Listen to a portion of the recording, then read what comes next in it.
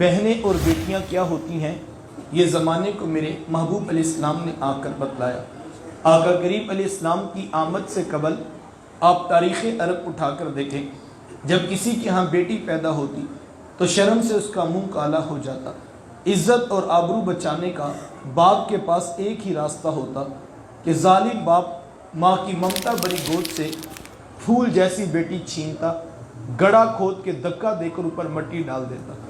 اگر کوئی باپ اتنا ظالم تھا، اتنا سفاک تھا، تو اس قابل تھا کہ وہ معاشرے میں سر اٹھا کر جی سکتا ہے، اور اگر کسی کے ہاتھوں میں اتنی سخت نہیں کہ وہ اپنی زندہ بیٹی کا گلا دبا سکے، تو وہ اس قابل نہیں کہ معاشرے میں سر اٹھا کر جی سکے۔ یہ عرب معاشرہ ہے جسے قرآن مجید فرقان حمید نے بھی بیان کیا ہے۔ وہ عملاً بیٹیوں کو ذبح کیا کرتے تھے اور بہنوں کو زندہ درگور کر دیا کرتے تھے۔ جس دور میں بیٹی ذبح کی جا رہی تھی، جس دور میں بہن زندہ درگور کر دی جاتی، میرے حضور اس دور میں کلمہ حق بلند کیا، اور حضور کیا فرمایا؟ بیٹیوں کو ذبح کرنے والوں سن لو، فاطمہ تو بدعۃ منی، میری فاطمہ تو میرے جگر کا بھی ٹکڑا ہے۔ یہ کلمہ محبت بھی ہے اور یہ کلمہ جہاد بھی ہے۔ آج میں اور آپ اپنی بیٹی یا بہن کے لیے کوئی پیار بری بات کہیں تو یہ بہت بڑی بات نہیں ہے۔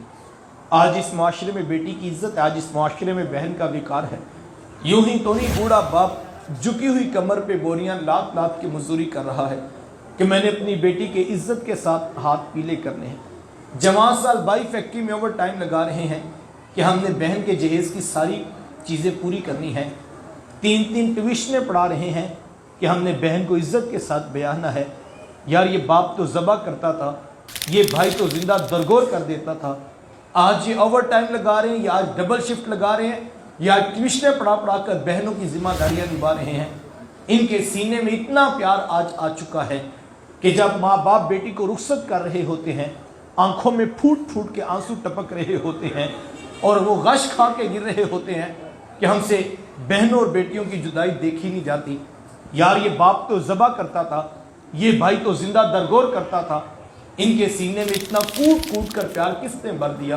جواب ایک ہی ملے گا، یہ فیض ہے آمینہ کے لال کا، یہ فیض ہے میلاد والے آقا کا، جنہوں نے کٹتی بیٹیوں کو عزت اور ذبح ہوتی ہوئی بہنوں کو زندگی کی بہاریں عطا کی ہیں۔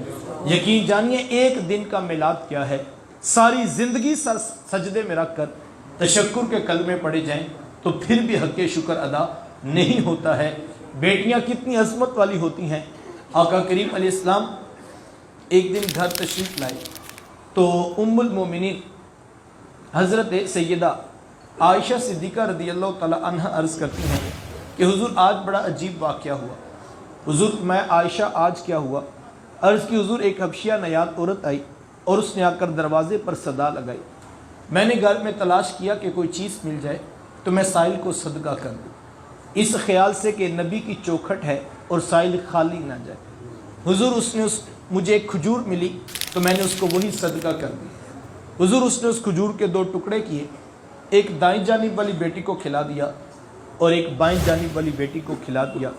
حضور ماں خود بھوکی تھی، اس کا اپنا پیٹ بھی کمر سے لگا ہوا تھا، لیکن اس نے خود کچھ نہیں کھایا اور سب کچھ اپنی بیٹیوں کو کھلا دیا۔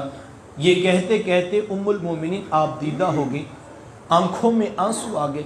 تو حضور میں سنو عائشہ، اگر کل قیامت کے دن ان بچیوں کی ماں کو جہنم میں جانے کا حکم ہو گیا تو یہ بیٹیاں درمیان میں آڑ بن کے کھڑی ہو جائیں گی کہ مالک ہم تو اپنی ماں کو جہنم میں نہیں جانے دیں گی، اللہ ان بچیوں کی سفارش قبول کر کے ان کی ماں کو جنت کی راحت عطا کر دے۔